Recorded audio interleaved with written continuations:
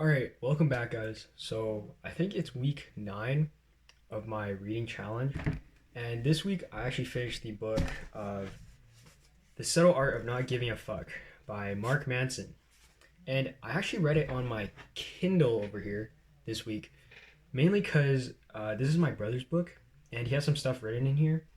So I mainly just went with my Kindle. It's kind of just like a mini tablet for just reading. So like it has like lines, you can like scroll to the left, right, you know, you know how it is. Anyways, I want to share my experience with this book so far. Um, I guess we'll start with the summary. So chapter 1, it's called Don't Try. This chapter just introduces to you a point that Mark Manson kind of touches upon like throughout the entire book, and that's values. So values are essentially what we choose to fight for, like what we give a quote unquote fuck about. So in his first chapter, he tells us to only choose like values to like that we actually should give a fuck about and just don't care about the rest.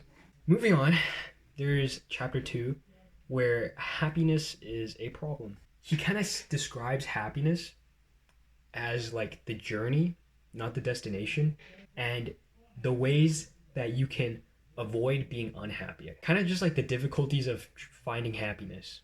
Now, chapter 3, the title is You're Not Special, and it's in the title itself, right?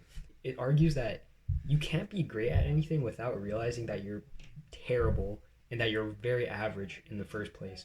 And that's kind of how you move forward. Chapter 4, we talk about the value of suffering. If you want to change or see change in your life, pain is a necessary process.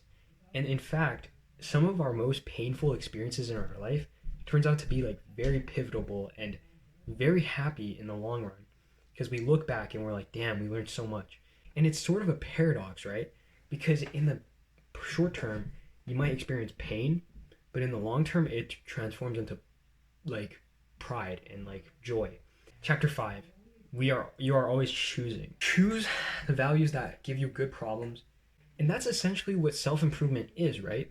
If we think about it, we're just prioritizing like better values for us that we follow, which will give us better problems that we need to solve in order to be better humans. So when we choose our own problems, that gives a sense of empowerment, and that's why Mark Manson really wants us to choose the right values. Next, chapter 6. You're wrong about everything else, but so am I. He basically says, using like personal stories of his, you're gonna always be wrong about something. You know, people would also like drill holes in people's heads to like relieve headaches. That was what we used to think was right, but now is so laughably wrong that we can't even imagine that we thought that before. But it's not just past humans. Think about it. We are technically making history as well. So what we thought before was super obvious is going to be like known as the most dumb thing in like 500 years. Now, what are ways to kind of realize that you're wrong about everything? Mark Manson actually gives us 3 questions to ask ourselves. So all of the 3 questions are, what if I'm wrong? What would it mean if I were wrong? And would being wrong create a better or worse problem than my current problem for myself and others? Next, chapter 7. This one's also kind of straightforward, like the ones before, but this one is called Failure is the Way Forward. Failing is a necessary part of growth and life, right? To get better.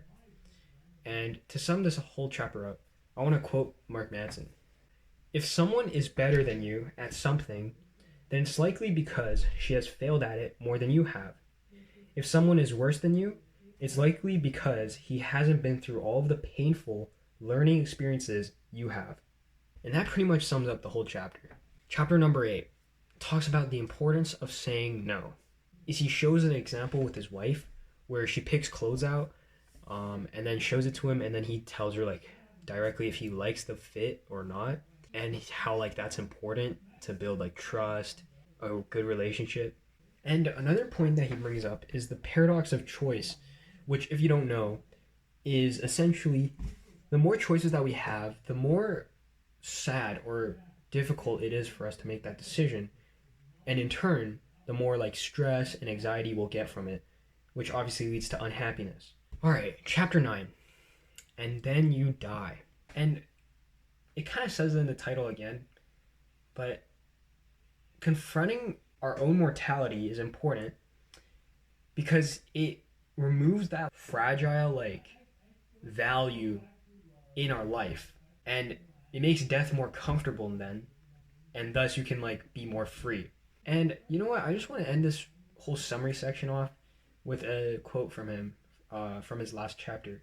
He says, "You're already great because in the face of endless confusion and certain death, you continue to choose what to give a fuck about and what not to.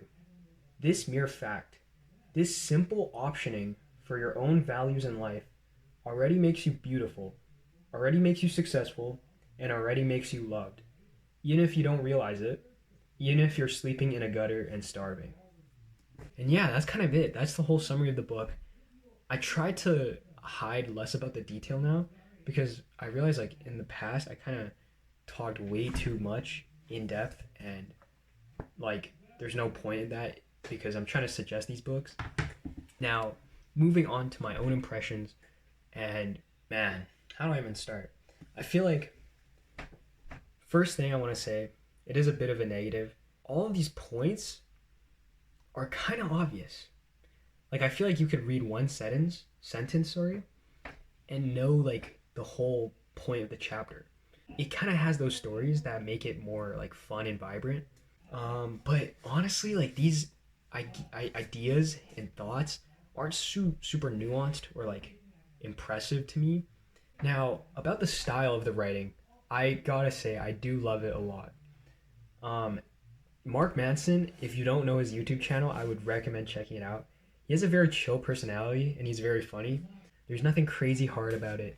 Um, yeah, like 200 pages, 206. So 206 pages of quite quick read, done in like 1 or 2 days. So yeah, other than the very obvious points that he makes, um, I guess I would rate this book like a 6 out of 10. I don't know what else to say. In conclusion, good book for someone who doesn't read and just wants to get started in self improvement. And yes, I would suggest it to a friend. So if you're interested, check this book out. And yeah, I'm gonna go edit this video now. This has been week 9. See you later.